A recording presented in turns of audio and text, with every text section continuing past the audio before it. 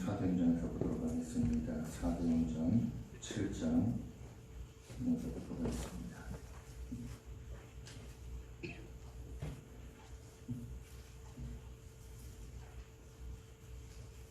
사도행전 7장 54절에서 마지막 절까지 함께 교독하도록 하겠습니다.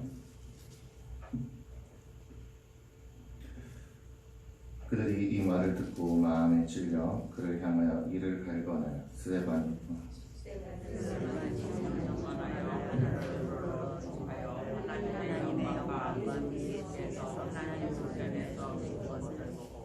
말하되 보라 하늘이 열리고 인자가 하나님 우편에 서신 것을 보노라 하는데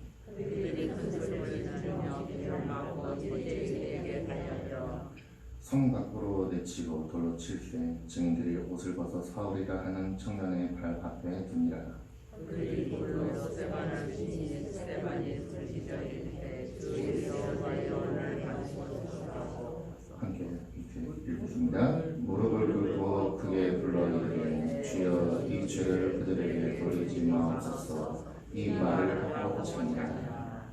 아멘. 먼저 들어진 내용을 있습니다. 먼저 기도하겠습니다. 하나님 아버지 감사드립니다. 귀한 주님의 시간, 이 예배 시간 주님 앞에 빈손으로 오지 아니하고 하나님 앞에 예물 올려드리는 손길들을 주님 기억하여 주시옵소서. 손질을 위해서 기도의 제목을 담아 1,000번째 예물과 성경과 감사의 제목을 담아 주님 앞에 감사의 예물을 올려드립니다. 주님 이 예물 받아주시고 이 감사의 제목이 날마다 넘쳐나게 하시며 또한 1,000번째에 담은 소원이 하나님의 뜻대로 하나님의 때에 응답받게 하시며 또한 선교 헌금으로 드린 이 예물이 하나님 나라를 위해 귀하게 사용되게 하여 주시옵소서. 하나님 우리 포도원교회 모든 가족들 위해 하늘의 복과 땅의 기름진 것으로 채워주시며 하나님의 은혜를 날마다 체험하는 귀하고 복된 하나님의 자녀로서 부족함이 없도록 하여 주시옵소서. 이 예물 다른 곳에 쓰이지 아니하고 오직 하나님 나라와 복음을 위해 사용되게 하여 주시옵소서. 예수님의 이름으로 기도합니다. 아멘.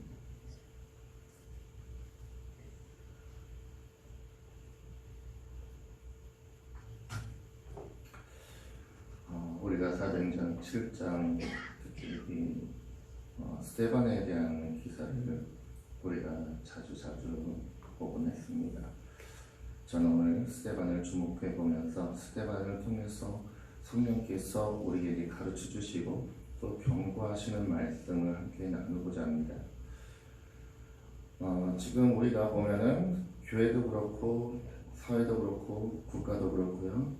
어떤 문제나 위기가 일어나면은 그 문제와 위기가 역기능을 할 때도 많이 있습니다. 그렇지만 그 모든 위기가 어떤 면에서는 순기능을 할 때도 있습니다. 어떤 면에서 그러느냐? 문제가 일어나면은 그 문제를 통해서 어떠한 한 인물이 발굴된다는 것입니다. 위기를 만나면 사방이 캄캄해지는 안타까움도 체험하지만 그런 위기 속에서 위대한 지도자가 발굴될 때도 참 많이 있습니다. 오늘 보신 사도행전의 예루살렘 교회가 그랬습니다. 성경을 읽어보면 사도들이 너무나 가슴이 뜨거워서 복음도 전하고 구제도 하고 가난한 사람들도 도와야 되고 이런 일 저런 일 욕심을 부리다가 결국에 나중에는 어려움을 겪게 되지 않았습니까? 이것은 사람이 하는 일이고 특히나 물질을 가지고 어떤 일을 할 때는 반드시 거기에는 잡음이 나게 되어 있습니다. 그렇게 성령 충만한 사도들도 어떤 면에서는 실수를 하게 된 거죠. 그래서 예루살렘 교회가 어려워졌는데 어떻게 보면 이것은 사탄이 교회를 공격하는 신호탄이었습니다만 사도들이 이 일에 대해서 대처를 참 잘했습니다. 그렇게 재정을 공평하게 사용하지 못하는 데에서 교회가 시험에 빠질 뻔한 그 위기를 만났을 때 스데반이라고 하는 위대한 인물이 발굴된 것입니다. 잘 아시는 대로 7 집사가 전 교회의 동의를 얻어서 선택을 받습니다. 그리고 그 사람들은 사도들이 하던 일들을 많이 맡아서 봉사를 하도록 했습니다. 그 일부 일에 재정을 가지고 헌금을 잘 관리해서 가난한 사람도 돕고 또 선교에 사용하는 것이었습니다. 그래서 7 집사가 등장했는데 그 가운데 스데반, 이 사람은 교포 유대인이라고도 할 수 있는데요. 요즘 말로 하면 디아스포라 유대인입니다. 어디서 살았던 사람인지 모르겠지만 그가 예루살렘에 와 있었고요. 예루살렘에 와서 은혜를 받고 그리스도 안에서 헌신된 사람으로 변했습니다. 일곱 집사의 이름 대부분이 헬라 문화권에서 사용되는 이름들인 그런 것을 보아서 대부분은 교포 혹은 이민을 다녀온 유대인이었던 것 같습니다. 여러분 스데반의 이름의 뜻을 여러분 알고 계시죠? 그 이름의 뜻은 뭔가요? 왕관이라는 뜻을 가지고 있죠. 참 아름다운 이름입니다. 그래서 그런지 신약교회가 등장한 후에 가장 찬란하고 아름다운 왕관을 제일 먼저 쓴 사람이 되었어요. 그 이름과 걸맞는 인생을 살았던 것입니다. 그리고 스데반은 충만의 대명사라고도 할 수 있는데요.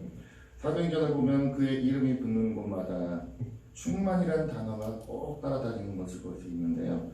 6장 5절에 믿음과 성령이 충만한 사람, 6장 8절 은혜와 권능이 충만한 사람, 6장 10절 지혜와 성령이 충만한 사람, 7장 55절 마지막으로 성령이 충만한 사람. 이렇게 스데반은 모든 면에서 충만했습니다. 믿음도 지혜도 권능도 성령도 능력도 은혜도 다 충만했던 사람입니다. 신약교회의 역사를 돌아볼 때 스데반은 평신도 운동의 선구자라고도 말할 수 있는데요. 물론 그 당시에 평신도가 누구이고 또 성직자는 누구이고 하는 이런 구별되는 시대가 아니었습니다.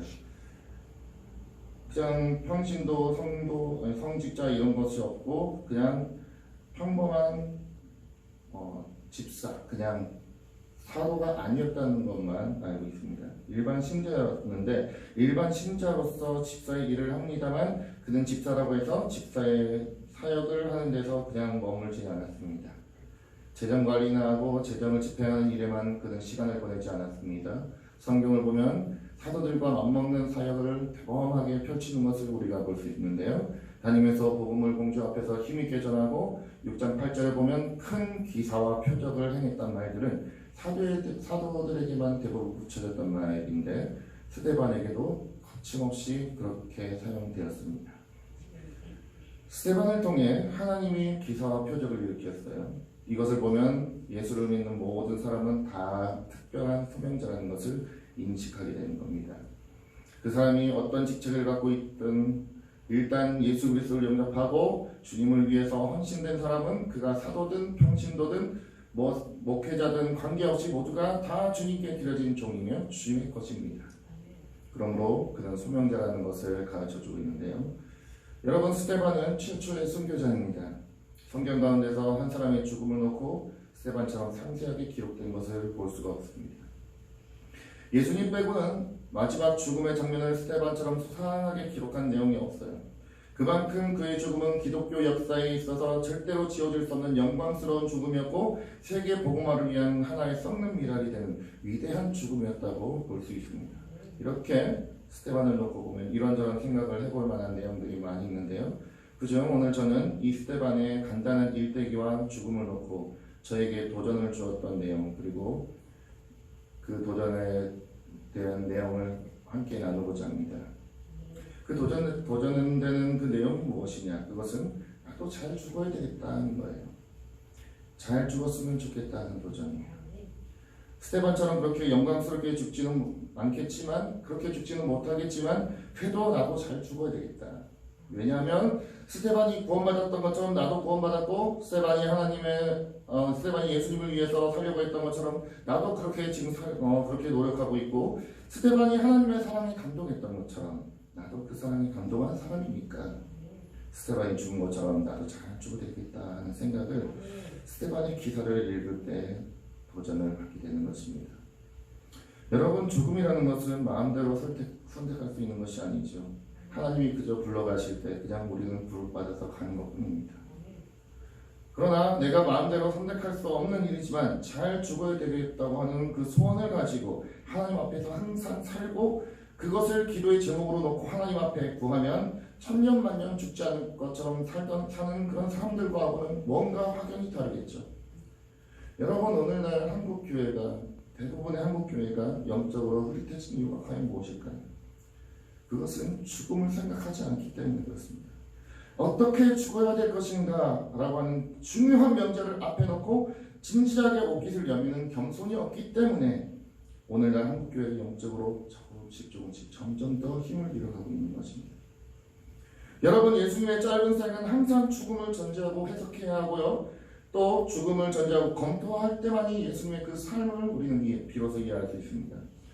여러분, 예수님은 죽기 위해서 오셨습니다. 그는 항상 십자가의 죽음이 마지막 그가 올라가게 될 피크였다는 것을 알고 있었습니다. 그러므로 그 죽음을 놓고 모든 생각을 정리했고 그 죽음을 가지고 자기 행동을 절제했으며 그 죽음 때문에 자신의 삶의 모든 패턴을 바꾸고 달라졌습니다. 예수님에게 있어서는 어떻게 사느냐보다 어떻게 죽느냐가 더 중요한 가치였습니다. 이것이 주님의 삶을 특정 지어주는 중요한 요소라는 거죠. 마찬가지로 어떻게 죽을 것인가 진지하게 생각하며 사는 사람은 그 삶이 남다른 데가 있기 마련입니다. 더 경건할 수 있겠죠. 그 삶이 하루하루 더 진지하게 되겠죠. 어떻게 죽을 것인가를 생각하는 사람은 더 쉽게 자기의 마음을 비울 수 있겠죠. 어떻게 죽을 것인가를 생각하는 사람은 더 헌신할 수 있겠죠. 그러므로 어떻게 죽을 것인가에 대한 질문은 내가 어떻게 살 것인가 하는 질문과 동일합니다. 내가 어떻게 죽을 것인가, 이것은 어떻게 바로 살 것인가 하는 것에 대한 대답을 요구합니다. 마르쿠스 아릴레우스라는 철학자는 이런 말을 남겼었는데요. 죽는 행위는 사는 행위의 일부다. 삶과 죽음은 동전의 양면입니다.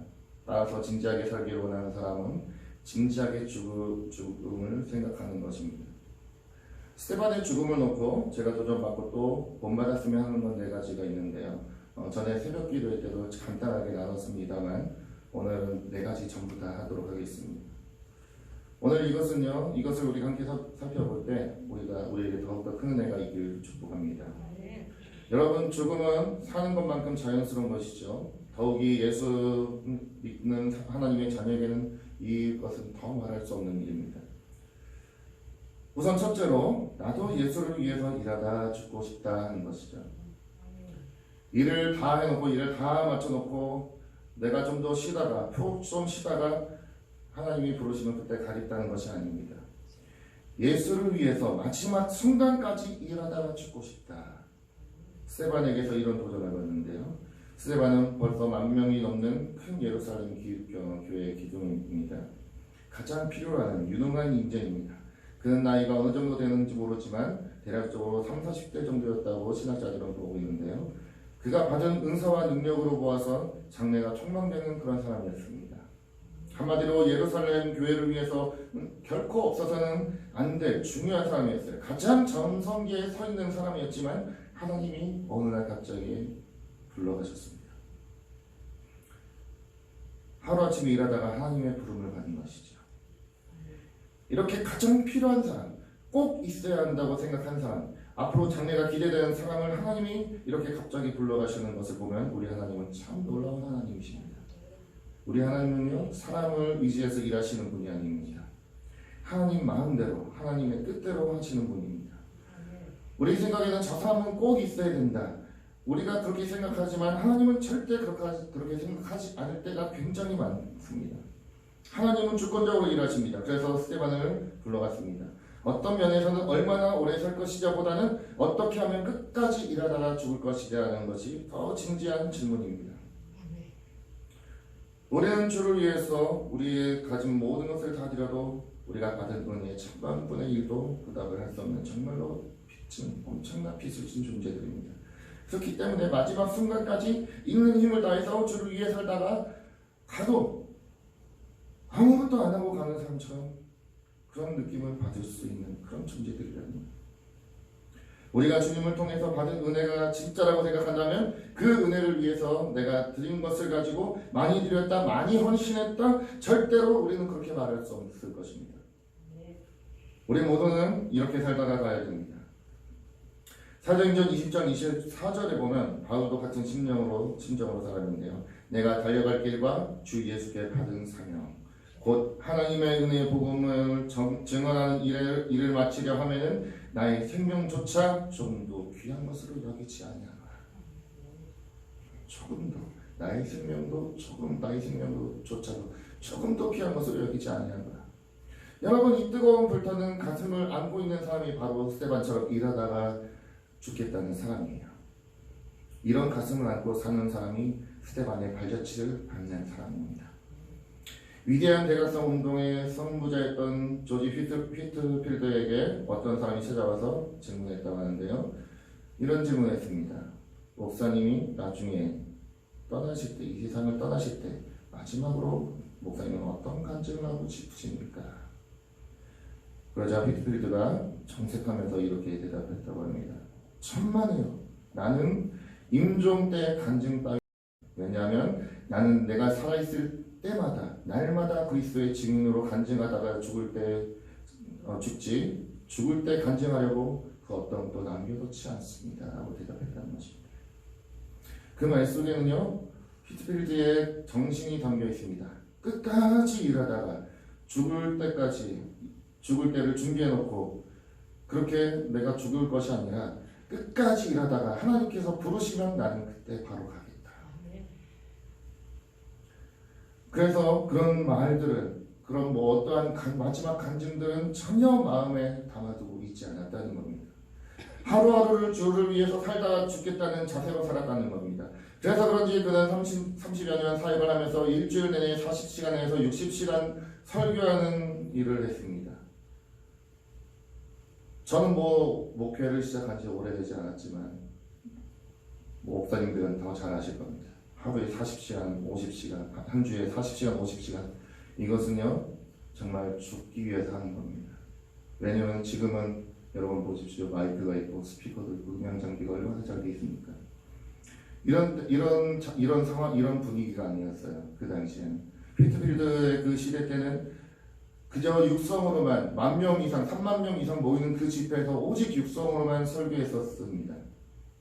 이런 집회를 한 주 동안 40에서 50, 60시간 이렇게 했다는 것은 정말 어떠한 사람이도 해낼 수 없는 그런 일입니다. 아무리 그 3만 명 이상을 앉혀놓고 설교할 만큼 탁월한 그 볼륨을 가진 성대를 가졌지만 40시간에서 60시간 말씀을 전했다. 이것은 자신을 그냥 던져놓고 이건 그냥 죽으려고 각오했다는 겁니다. 그래서 그는 복음을 전하는데 삶을 소진하는 삶을 살았고요. 1970년 56세 토요일날 늦게까지 피곤함을 무릅쓰고 설교하다가 저녁에 하나님의 부르심을 받고 갔습니다. 그는 평소에 입버릇처럼 말하기를 녹이 슬어 없어지기보다 닳아서 없어지는 것이 낫다. 나는 닳아서 없어지는 망치가 되어야지 녹슨 망치가 되고 싶지 않다. 그는 이렇게 말했습니다.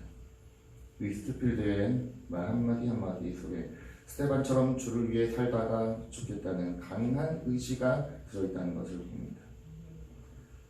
여러분, 우리가 앞으로 80년, 90년 이렇게 사는 것을 생각하면서, 만약에 그렇게 생각하면서 건강 관리하고 사느라 거들을 피우는 그런 삶을 우리는 살지 말아야 됩니다.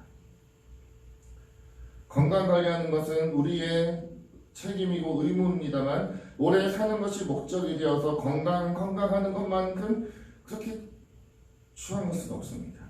우리는 그런 존재가 되어서는 안 돼요. 우리는 주를 위해서 일하다가 죽을 존재이지 세상 끝까지 수명 다할 때까지 살다가 죽기 싫어서 안달하는 그런 초라한 존재들이 아니라는 겁니다. 신학자 벵겔이라는 사람은 매일 이런 기도를 했다고 합니다. 주님, 나는 공장에서 일하는 직공이 집에서 누가 찾아왔다는 소식을 듣고 너무 반가워서 뛰어나가듯 죽고 싶습니다. 주님, 저에게 그런 은혜를 주십시오.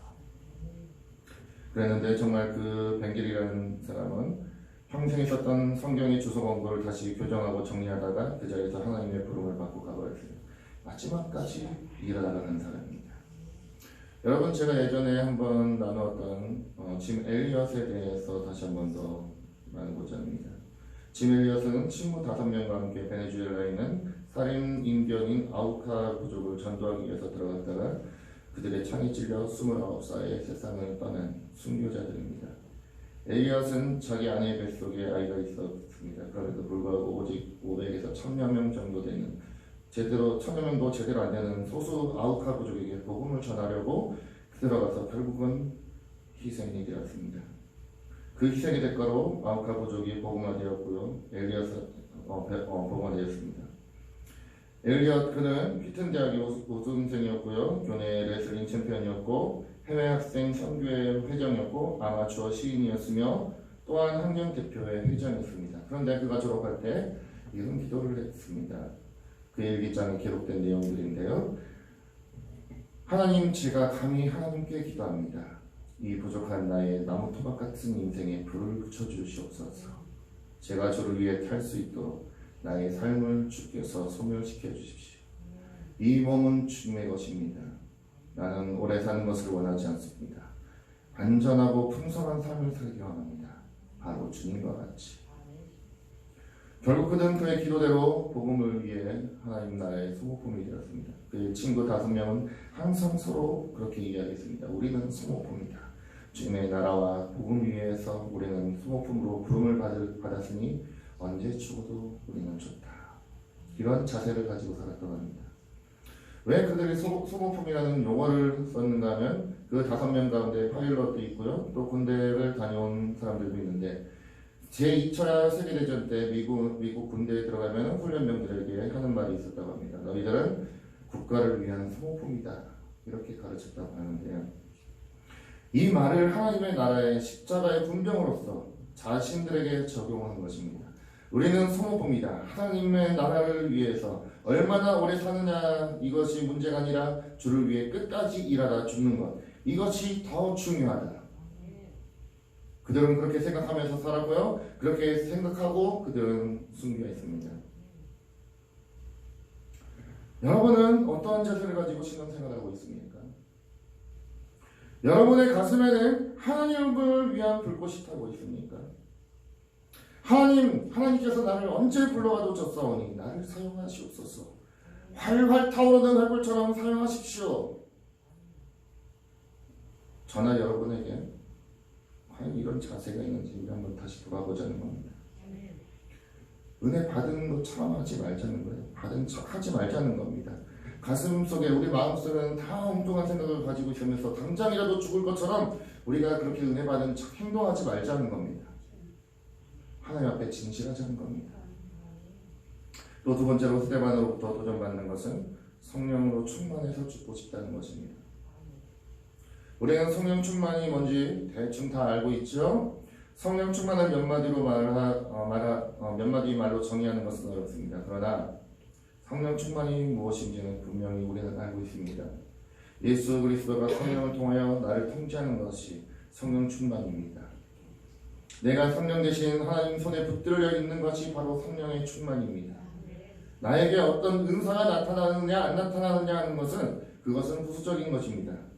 내 가슴이 뜨겁냐 뜨겁지 않느냐 하는 것 이것 또한 부수적인 것입니다. 성령의 손에 붙들려서 성령이 원하는 대로 내가 움직인다면 그 사람은 성령 충만한 사람인 거예요.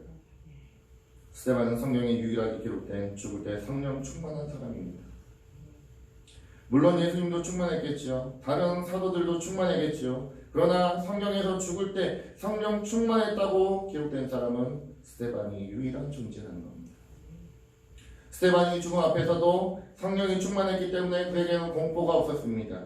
돌이 날아와도 공포가 없었습니다. 살기 위해서 비겁하게 행동하지 않았어요. 주를 위해서라면 생명을 기꺼이 주의 제단 앞에 올려놓겠다는 그 일념만을 가지고 있었습니다. 이게 바로 성령 충만의 태도였습니다. 고린도후서 5장 9절에 바울이 고백한 것처럼 그런즉 우리는 몸으로 있든지 떠나 있든지 주를 기쁘시게 하는 자가 되기를 힘쓰노라. 이것만 가지고 죽음 앞에서 떳떳하게 맞설 수 있었던 사람 바로 성령 충만한 스데반이었습니다. 얼마나 부러운 사람입니까? 죽을 때 성령 충만한 사람이 되길 원한다면 살아있을 때부터 성령 충만하기를 원하는 사람이 되어야 됩니다. 살아있을 때는 성령 충만에 대해서 관심이 전혀 없다가 요즘 애들 말대로 관심 1도 없다가 죽을 때 돼서 갑자기 성령 충만해지는 그런 법은 전혀 없어요. 내가 건강할 때, 내가 젊었을 때, 내가 일을 할 때 항상 성령 충만하기를 사모하고 성령에게 사로잡혀 있다면 그 사람은 틀림없이 죽을 때도 성령 충만한 사람이었음을 우리는 알고 있습니다. 그러므로 내가 죽을 때 성령 충만하기 원한다.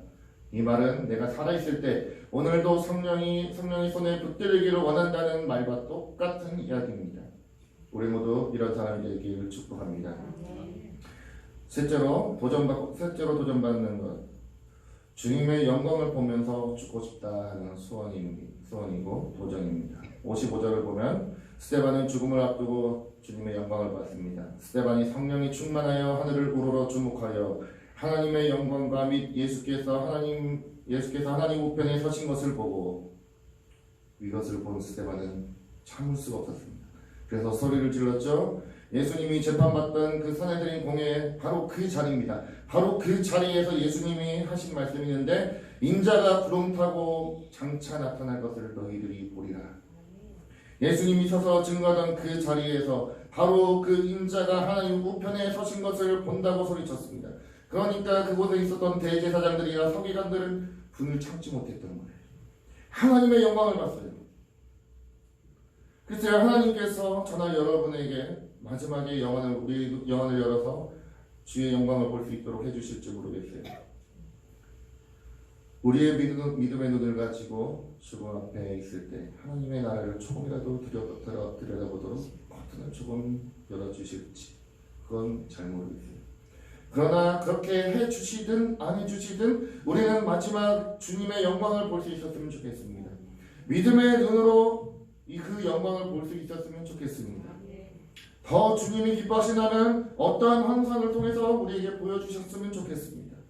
그래서 우리 모두가 얼마나 복된 자들이며 얼마나 하나님의 사랑을 받고 주님 앞으로 부름받고 있는 사람인가를 모든 주변 사람들에게 간증할 수 있도록 우리를 사용하여 주셨으면 좋겠습니다. 물론 이것은 욕심이죠. 그러나 이런 욕심 충분히 가질 만하다고 생각합니다. 죽을 때 하나님의 저주를 받고 무서운 공포를 끌어안고 죽으시던 주님이 계시기 때문에 우리는 그런 공포 대신에 주님이 우리에게 허락하신 하늘의 영광을 보고 죽을 수 있도록 축복합니다. 마지막 네 번째, 스데반에게 도전받는 그리고 욕심나는 것, 예수님을 닮은 죽음을 맞이하고 싶다는 것입니다. 여러분, 스데반의 마지막 장면을 조용히 묵상해 보면 어쩌면 그렇게 예수님과 닮았는지 우리는 그 내용을 볼 수 있습니다. 예수님이 세상을 떠나시면서 하나님이여 내 영혼을 받으시옵소서. 스데반은 뭐라고 했습니까? 주 예수여 내 영혼을 받으시옵소서. 또 예수님은 십자가에 못 박히실 때 하나님 저들의 죄를 용서하여 주옵소서. 저들이 하는 짓을 알지 못합니다. 스데반 또한 마지막 죽음의 순간에 주여 이 죄를 그들에게 돌리지 마옵소서. 어쩌면 그렇게 예수님과 똑같이 했을까요? 마지막까지 예수님을 닮은 모습을 보여주고 있습니다. 마치 작은 예수를 보는 것 같죠. 참 부럽다고 생각합니다. 그뿐 아닙니다. 예수님은 이미 예언한 것처럼 하늘에 썩는 미랄이 되었습니다. 하늘의 미랄이 땅에 떨어져 썩으면 많은 열매를 맺는다. 내가 십자가에서 죽음으로 많은 열매가 맺힌다고 예수님께서 말씀하셨습니다. 분명히 그렇게 됐죠. 스데반 또한 마찬가지입니다. 스데반이 하나의 썩는 미랄이 됨으로써 스데반 때문에 바울이라고 하는 위대한 사도가 탄생했고 스데반의 순교의 피를 뿌림으로 예루살렘 교회가 온 사방으로 흩어져서 주님의 복음을 전 세계에 전하게 되는 계기를 만들게 되었습니다. 그래서 어거스틴은 이런 말을 했습니다. 스데반이 죽으면서 저들의 죄를 용서해달라고 기도를 하지 않았다면 바울이라고 하는 탁월한 복음의 사도가 탄생하지 못하였을 것이다. 옳은 말입니다. 스데반이 썩는 하늘의 미랄이 되어서 죽었습니다. 그가 죽었기 때문에 그로부터 엄청난 열매가 맺어졌습니다. 예수님을 닮은 죽음입니다. 이와 같이 마지막에 그 모습이 주님을 닮고 싶다. 이것은 큰 욕심인지 모르겠지만 우리가 이런 욕심을 가질 필요가 있다고 생각합니다. 우리는 예수님을 닮아가는 작은 예수들입니다. 믿으십니까? 나중에 결국 주님 앞에 설 때 예수님과 우리는 똑같은 모습으로 서로 쳐다보게 될 것입니다. 그러므로 우리가 살 때도 예수님의 모습을 보여줘야 되겠지만 우리가 죽을 때도 예수님의 모습을 보여주는 사람이 되기를 소망하는 것은 조금 더 잘못된 것이 아닙니다. 조금 더 지나친 것이 아닙니다. 제가 이렇게 스데반의 죽음을 놓고 몇 가지 참 욕심도 나고 그렇게 되고 싶은 것 네 가지를 여러분에게 말씀드렸습니다. 왜 우리가 스데반의 죽음을 놓고 이렇게 진지하게 어둡고 무거운 개념이지만 죽음에 관한 이야기를 해야 됩니까? 이 점을 우리가 다시 한 번 더 깊이 생각해 보길 바랍니다. 왜 우리가 이런 어둡고 무서운 이야기를 해야 됩니까? 무거운 이야기지만 정말로 꼭 필요한 도전을 스데반으로부터 받는 이유는 과연 무엇일까요? 우리의 신앙생활을 다시 한번 냉정하게 돌아보시길 바랍니다. 여러분, 지금 우리 모든 그리스도인들이나 한국교회가 지금 어떤 상황에 놓여 있다고 여러분들은 생각하십니까? 오늘날 우리가 처한 상황이 과연 어떠한 상황이라고 생각합니까? 스데반처럼 죽을 각오를 안 하면 우리 자신이 주님 앞에 충성할 수 없는 그런 상황인 것을 여러분 인정하십니까? 자기만 그저 건강하고 그저 기쁘게 살고 평안하게 살고 성공 좀 하고 그래서 명성 좀 얻고 그것으로 여러분들이 남은 평생 잘 살겠다고 하는 그런 사치스러운 생각에 빠져 있으면 오늘 교회가 어느 길로 갈 거라고 여러분 생각하십니까? 스데반처럼 생명을 걸지 않으면 앞으로 우리 교회뿐만 아니라 한국교회 전체가 밝은 미래가 보이지 않는 그런 위기에 처해 있습니다. 내게 좋으면 선이고 내게 나쁘면 악이에요. 남에게 내가 선하다는 것을 강요할 수가 없다고 생각하는 것이 오늘날의 세대입니다. 오늘날 세대는 내가 선하다고 생각하면, 내가 좋다고 생각하면 좋은 것이고 내가 아니다 나쁜 것이다 생각하면 그것은 악한 것이 되어버린 그런 세대라는 거예요. 이런 세상 속에서 우리가 살아가고 있는데 지금 우리가 과연 무엇을 합니까? 무엇을 우리가 과연 할 수 있습니까?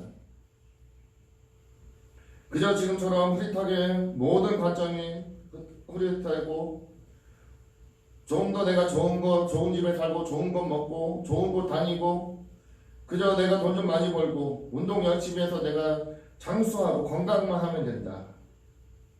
그렇게 생각하면서 날마다 생각이 그런 대로 맴돌고 있다고 한다면 도대체 우리가 예수 안 믿는 사람들하고 과연 우리는 뭐가 다르다는 것입니까? 세상 사람하고 교회 다니는 사람하고 구별할 만한 것이 과연 무엇이 있느냐는 것입니다. 여러분 잘 아시겠지만 우리나라가 큰 부흥이 두 번 있었는데요. 1910년에서부터 30년대까지 엄청난 부흥을 해서 불과 몇천 명밖에 되지 않았던 기독교인이 30만 명으로 늘어났어요. 그 당시 부흥의 화두는 바로 다른 것이 아닌 회개였습니다. 주기철 목사님, 길선주 목사님, 이용도 목사님들의 중심에 대해서 펼친 부흥은 다른 주제가 아니라 바로 회개가 주제였습니다. 말씀을 듣고 사람들이 회개했습니다. 변화가 되었습니다. 그들의 삶이 바뀌었습니다. 그래서 세상 사람들과 예수 믿는 사람은 어떠한 점에서 다른가를 분명하게 다른 색을 가지고 보여주는 그런 부흥이 있었습니다. 그 후에 부흥을 맞이한 것이 1950년 후반대로부터 시작해서 80년대 중반까지입니다. 그래서 불과 30만 명밖에 되지 않았던 기독교인들이 갑자기 1000만 명이라는 말이 나올 정도로 폭발적인 부흥을 했습니다. 그러나 이때 부흥의 화두는 복이었습니다. 형통이었습니다. 그러니까 처음 부흥회 때 은혜 받은 사람들은 나라를 지켰고 그들은 순교를 했고 그들은 나라의 장래를 위해서 하늘에 썩는 미랄의 역할을 할 수 있었지만 두 번째 부흥의 시기에는 형통과 복의 매력이 있어서 예수 믿는 사람들은 1000만이 넘는 부흥을 했습니다만 교회를 더 세속화시키고 교회를 더 타락시키는 역할하는 앞장섰던 것을 알고 계십니까? 19세기 찰스 휘니를 통해서 일어났던 부흥은 주제가 회개였습니다. 우리나라와 비슷하죠. 많은 사람이 말씀을 듣고 죄에서 떠났습니다. 직업을 바꿨습니다. 의로운 가난을 그들은 받아들였습니다. 그래서 그때 은혜 받은 사람들이 중심이 되어서 1930년 미국에서 일어난 개혁운동의 주체들이 되었습니다. 그들이 개혁운동의 주체가 되어서 노예제도 폐지에 앞섰습니다. 금주 운동을 했습니다. 그리고 백인과 흑인의 화해 운동에 앞섰습니다. 여성 인권을 위해서 투쟁했습니다. 그래서 오늘날 미국 사회의 기초를 닦았습니다. 사회에 영향을 주었어요. 사회의 선두적인 영향력을 교회가 담당했던 것입니다. 그러나 오늘날 한국교회의 부흥이 이 사회에 긍정적으로 끼치는 영향이 과연 무엇이 있느냐 하는 것입니다. 정치인들 중에서도 보면 기독교인이라고 하는 사람들 많이 있죠. 그런 정치계에서, 경제계에서, 교육계에서, 문화계에서 모든 면을 다 보아도 믿는 사람들이 많은 것 같은데 과연 그 사람들은 어떤 영향을 끼치고 있습니까? 아무것도 없잖아요. 오늘 이런 어려운 상황 가운데 우리 한국교회가 놓였다는 것입니다. 그러면 우리는 과연 어떻게 될까요? 우리는 스데반처럼 다시 한 번 더 마음가짐을 바로 가져야 됩니다. 주를 위해서 생명을 바쳐 일하다가 죽는다. 나에게 내일은 없다. 이 어려운 위기 상황 속에서 내 생명을 주의 재단에 올려놓겠다. 그래서 이 시대에 하나님의 나라가 이 땅에 이루어지도록 나의 단 한 번밖에 없는 삶을 던져보겠다고 하는 이 필사의 각오. 그래서 그 일을 위해서 성령에 충만한 삶이 되기를 사모하고 그 일을 위해서 내가 예수님처럼 살고 싶고 예수님처럼 죽고 싶어하는 열망을 가지고 우리가 주님 앞에 우리의 삶을 드리면 역사의 이 암흑 속에서 암흑 시대 속에서 일어났던 놀라운 기적이 오늘날 이 시대에도 일어날 수 있으리라 믿습니다. 오늘 이 자리에 모인 여러분 정말로 스데반처럼 영적으로 무장하고 나선다면 정말 스데반처럼 죽음을 두려워하지 않고 이 시대를 위해서 하나님의 나라에 타오르는 불꽃이 되기를 소망한다면 하나님이 우리를 반드시 사용하실 것입니다. 우리를 통해서 이 입장 지역뿐만 아니라 이 천안 한국 교회를 다시 일으켜 세워주실 줄 믿습니다. 하나님의 역사가 다시 시작되는 이 새로운 장이 열리게 될 줄 믿습니다. 이를 위해서 우리 모두가 주님 앞에 쓰임받는 은혜가 있기를 예수님의 이름으로 축복합니다. 기도하겠습니다.